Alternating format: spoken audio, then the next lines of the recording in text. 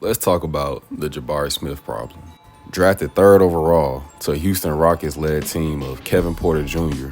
and Jalen Green, Jabari didn't have much of a chance to have the ball in his hand.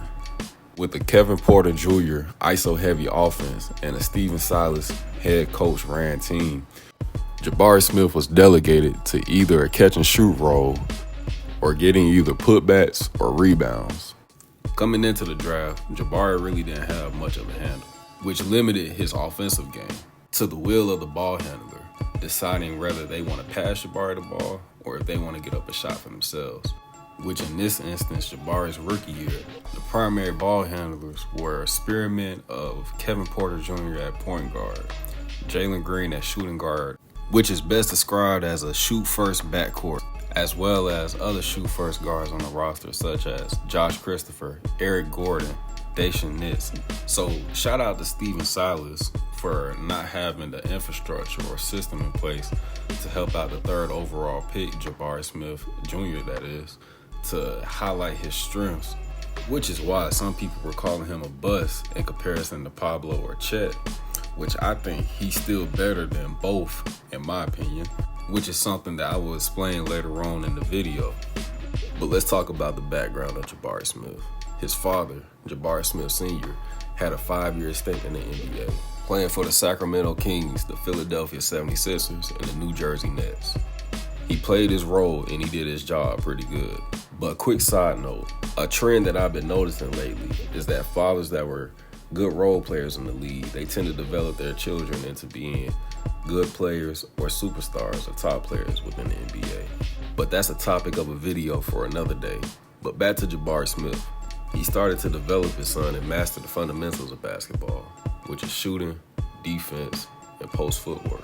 He developed all the way into a number 7 nationally ranked prospect, earning himself a McDonald's All-American spot. He then committed to the University of Auburn, which he had himself an exceptional year, showing versatility on both the defensive and offensive side, and also showing his potential that he could be a wing at the next level, similar to what Kawhi did at San Diego State. He was paired alongside Walker Kessler, a rim protector big that can space the floor if need be. Those two on the defensive side were wreaking havoc, while on the offensive end, Jabari Smith was still showing his abilities of a shot-making wing.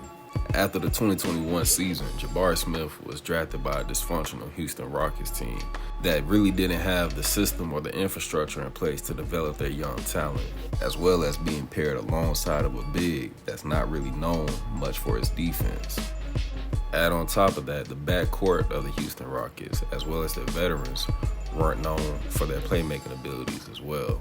Mix that in with a coach that installed an offense or lack of offensive system of my turn, your turn type of offense. With all that, Jabari Smith was getting a pretty bad rap around the league, being labeled as a bust as he was performing poorly on both the offensive and defensive end. But him not having a handle really limited his offensive game. He was at the mercy of the ball handlers such as Jalen Green and Kevin Porter Jr.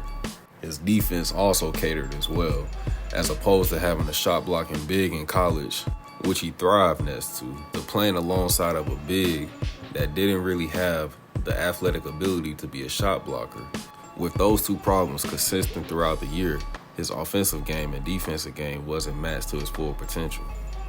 But if the Houston Rockets leveraged Jabari Smith's strengths correctly, I can easily see him being a top 5, if not the best player in the league one day. Which is why I said earlier that I think that in my opinion, he's better than Chet Holmgren and Paolo Banchero.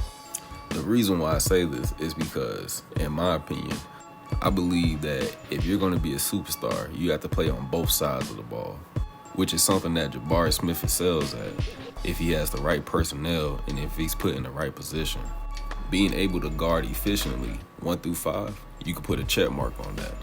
Offensively, he has the tool set that not only translates in the regular season, but as well as the playoffs. Being able to play off the ball with having a reliable and consistent jump shot is vital to a superstar. Add on to the fact that he's 6'10", so it's basically unblockable.